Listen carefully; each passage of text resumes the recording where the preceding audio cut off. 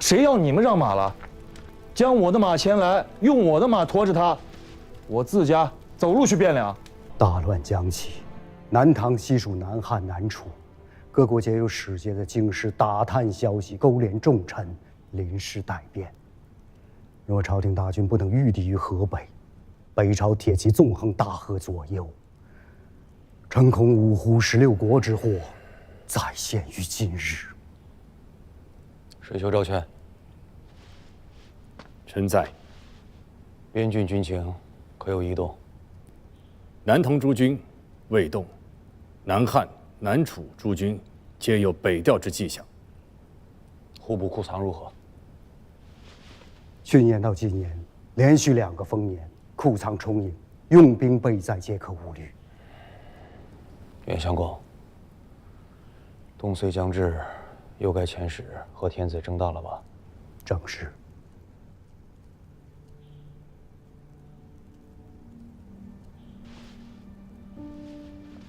局势未待，臣愿意再走一遭汴梁。如此便以尚书右仆射、镇东军节度副使、内外马步军都统军事、天下兵马都元帅府判官水丘昭劝为贺征旦使出使京师。加一条，以检校司空、内衙兵马都指挥使、元帅府长书记钱弘处为副使。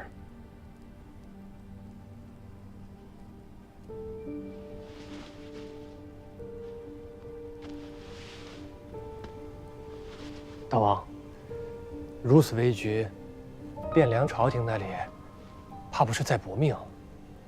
局面危殆，朝廷那边在搏命。若真个如50年前一般天清了，孤也要搏命。水丘公此时北上，更是要豁出性命的。我吴越前世宗子，谁能置身事外？九郎。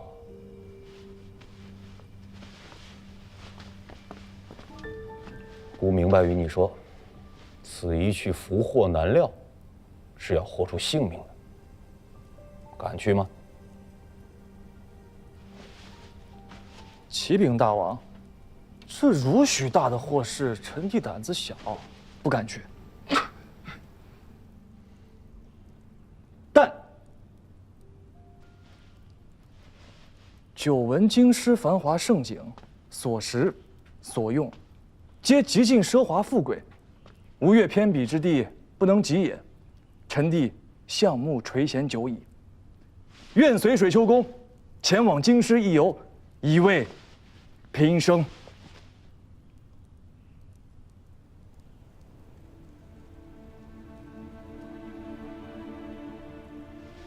知道为何叫你去吗？上阵父子兵，打虎亲兄弟呗。这是阿爹当年在吴中做质子的时候，阿翁交给阿爹和众位叔伯的话。阿翁一共有38个儿子，国难当头，能挺身而出为他分忧的，却只有咱家阿爹一个。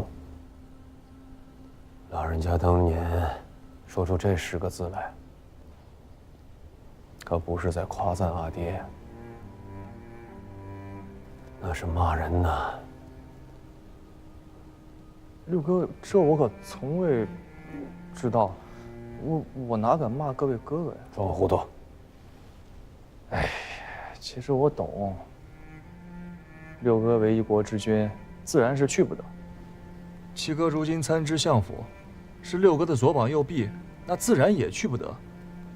那就只剩下我这个打鱼耍子的闲人，死了活了，于家于国皆无半分损益啊！那自然是我去最合适了。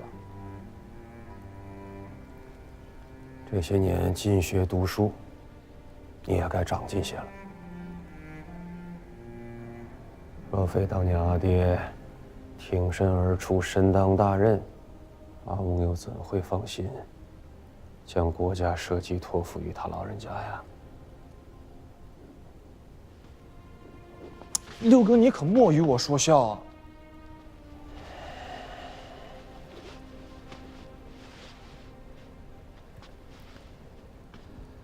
此去京师，万事莫要自作主张。水丘昭全乃是其力重臣，又是内外有名的君子，一切事体听他安排便是。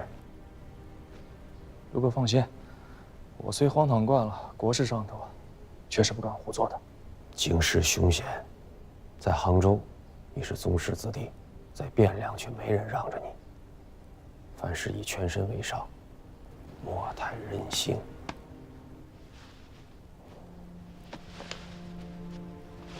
刘哥放心，臣弟晓得了。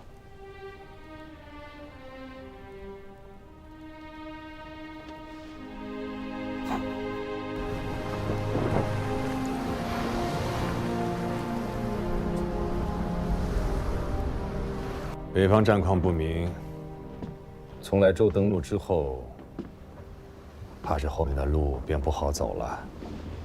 郎君可是要受些委屈喽？师君、郎君，前面似乎有些不妥。啊！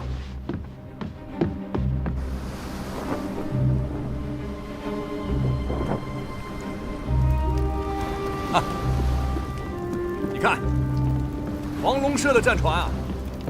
哈哈。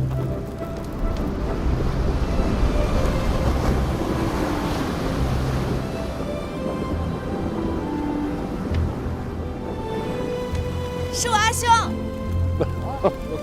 阿兄，阿兄，三哥！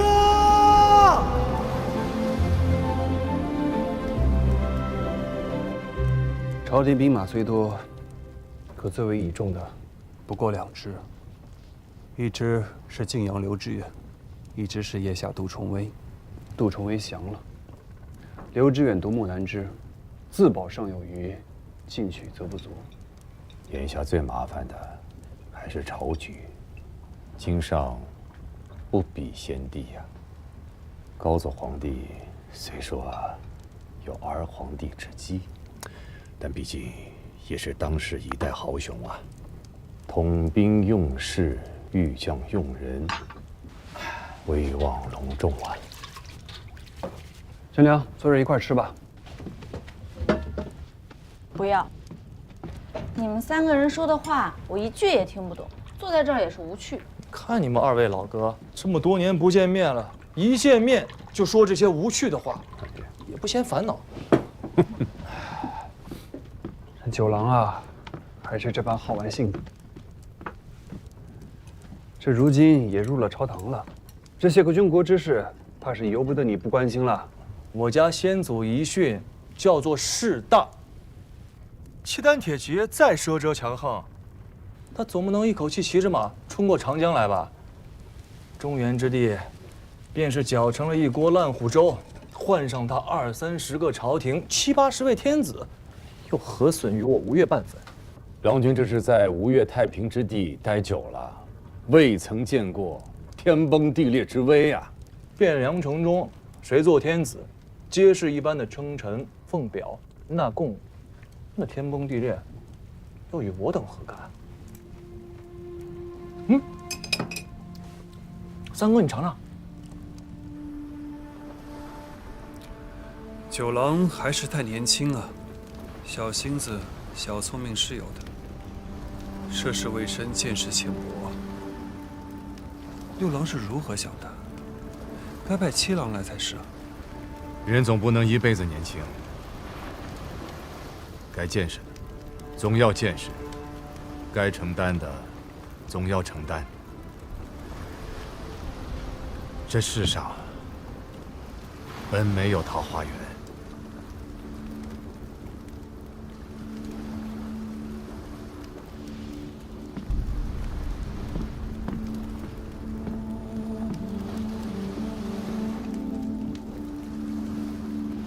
你看。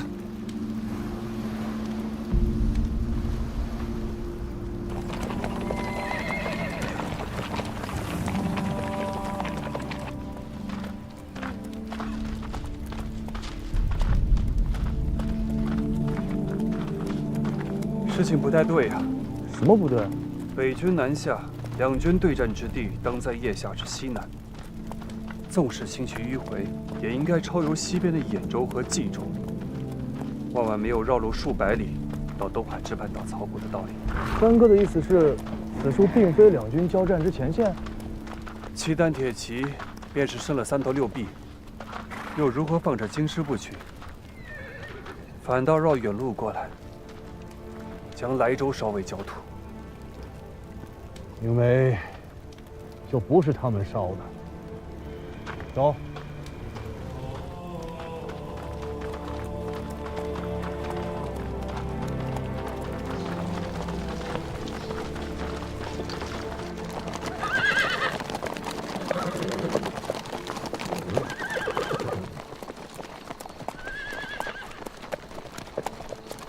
骑马要用腿上的力道，加紧马腹。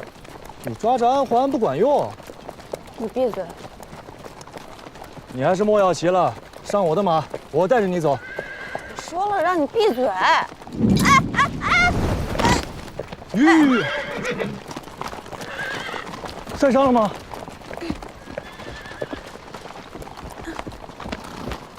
你看，就算摔一跤也摔不坏的，啊，其实无妨的。你上我的马，我带着你走。我不要。哎呀，莫赌气了，你上我的马，我带着你走。我自己会走。你自己会走，汴梁还有那么远。走吧，我带你。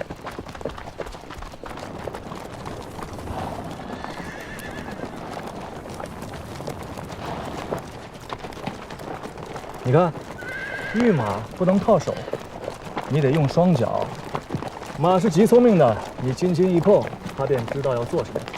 你需要做的便是稳稳地坐在马背上。试一下，双腿夹紧，夹紧了吗？怎么样？稳了吗？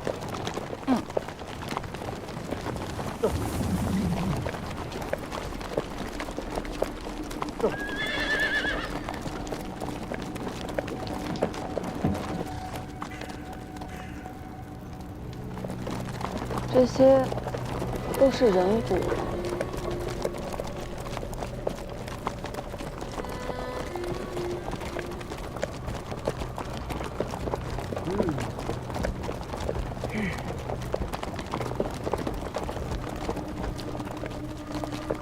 那个人在做什么？他太饿了。这。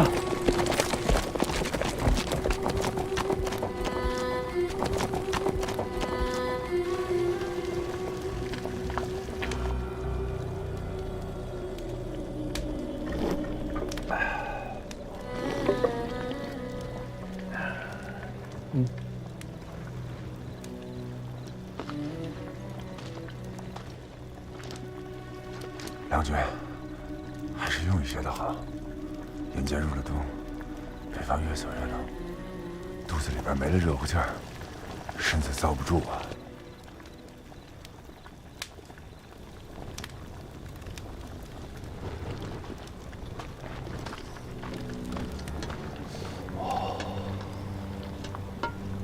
再来一些。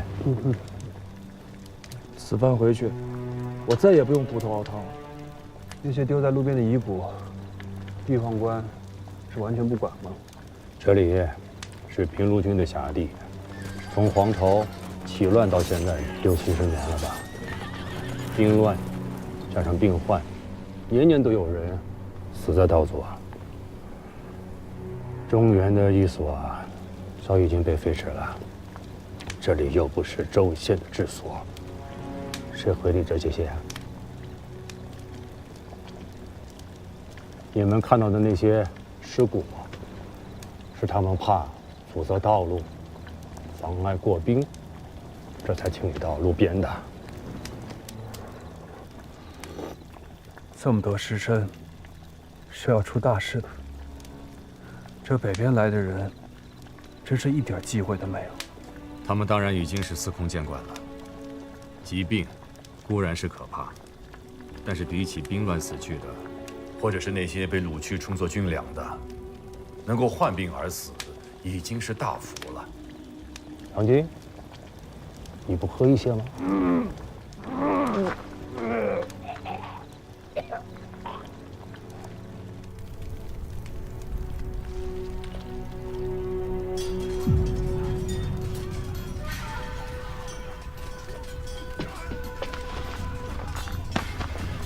四室有贼人，警戒！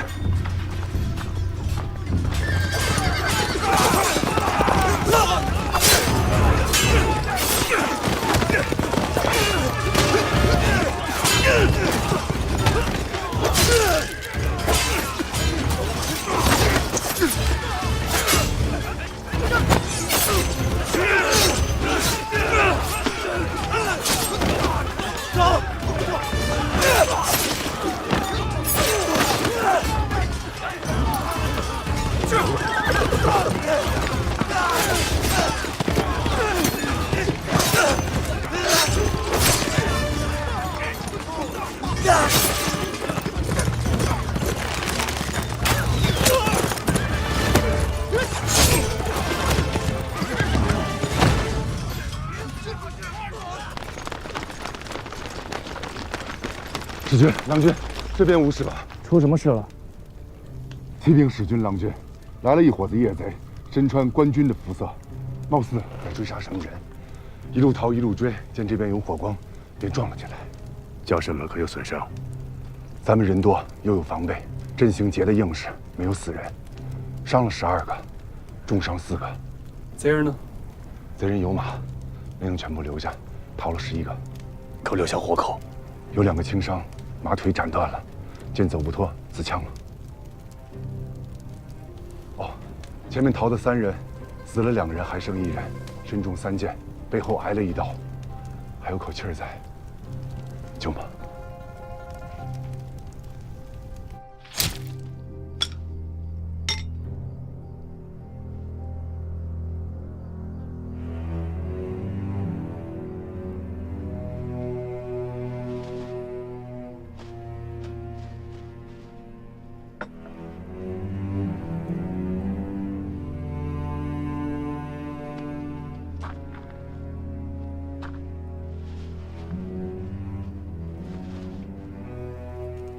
河东军，贼人的尸首在哪里？林子里。带我们去看。请。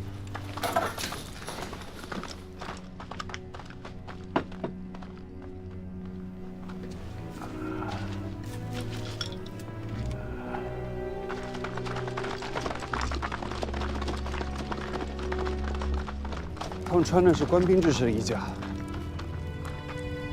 很显然，他们不是契丹人。史军，这是从一个军校身上搜出来的。魏博牙校，番汉内外马步军孔目，这是河东晋阳军的编制，字里可用距太原便有了，实则是沙陀人的亲兵。这孔目大约是个官职吧，却不知道是做什么的。收拾下东西，即刻动身，此处不可久留。那个人呢？他伤太重了，走不了的。一旦受了风寒，只会死得更快。北边藩镇之间的仇杀龃龉，非我吴越偏帮所能预闻。这件事，咱们管不了。那便把他扔在这不成？用马驮着带走不行吗？郎君，咱们马匹本来便少，再带上4个受伤的亲兵，便有4个督校要走路行军，那些都是咱自家兄弟，都体谅的。此人身份未明，为了他强令督校让出一匹马来，弟兄们怕是要有些议论的。谁要你们让马了？将我的马前来，用我的马驮着他，我自家走路去汴梁。好了，收拾完了，动身吧。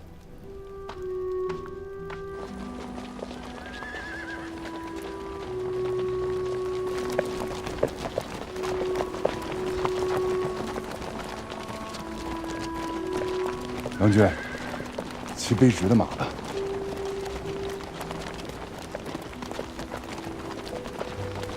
从登岸到现在，就没见到过几个活人。你上一遭来也是这般模样吗？3年前这里萧索归萧索，但是县城周遭还是有人烟的。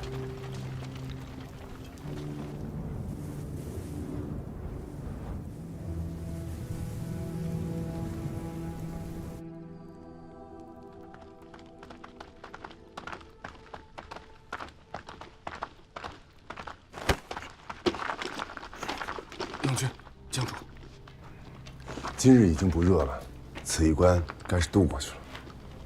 他何时能醒过来？确实不知。等到了京师，给他寻一个好些的医师，再好好诊治一番。接着睡。干好了。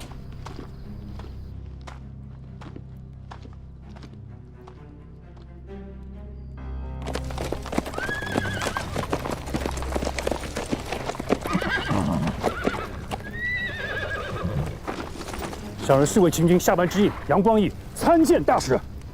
如何是你来接我们？快快请起，便是不必多礼。小人们奉了相公的军命，来迎接大使，一同入京。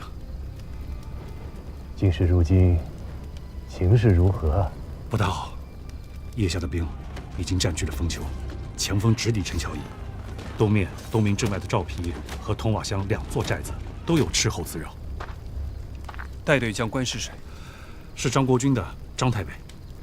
张彦泽，此人用兵一向有凶悍彪扬之名。北临丰丘，东掠东明，这是要从侧面迂回，截断京师南路。东明有多少兵？是谁在镇守？好叫这位贵人知道，东明虽然有2座寨子，但是没有多少兵马。要真打起来，也是一日间的事。东明一旦泄露，下一个必是陈留。小人京城路过陈留，陈留令跑了，城里已经乱了套。小人们没有进城，是绕城过来的。京师如今是谁在主持防城大计？此事说起来尴尬。太尉和将军们推脱了1个多月，相公们也没个主张。那冯令公呢？老令公是10几日之前回的京师，这太尉们排着队，又是金又是字画，想见他老人家，可是一个都没见到。每天只是在京中加班，兵上的事一律托给叔父，问都不带问的。那天子呢？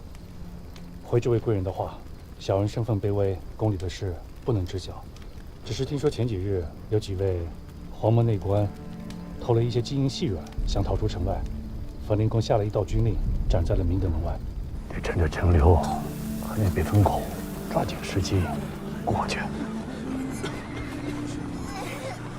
天下大乱了，尘沙泛起，一团污糟烟尘里面，谁也不知躲着什么样的魑魅魍魉、洪水野兽。在5月时，我总到六哥无情，这一路所闻所见，我才知道六哥的不易。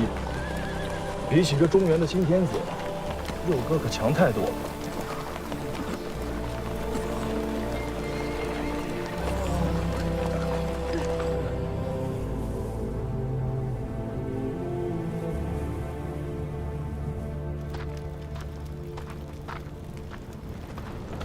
啊？怎么了？身子不爽利？那确实怎么了？你再不痛快，饭总不能不吃啊！我特意给你拿个菜汤。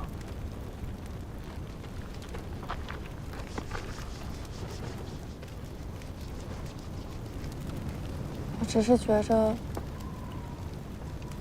这一遭下来和我想的不大一样。确实不大一样。你说吴越如何便不会这样？大约是人不一样。都是肩膀上扛着一个脑袋，又有什么不一样？吴越没有兵乱，也没这么冷。其实吴越也并不安生。辜负那么忠直的一个人，平白获了罪，便丢了性命。阿兄也是啊，若不是阿娘一怒之下截断了钱塘，怕是也要……功勋们各有各的心思，宗室里面也有家务事，可这些跟梨树前手都没干系。农夫稼穑、渔子营生，皆无碍的。平日里有辽浅度修河堤，有营田司兴水利，没有流民，也没有乱兵，这道路两侧也没有这许多百姓。你说的这些，都是极平常的，可在这里却见不到。你说的是啊，这都是极平常的，可在中原却都没有。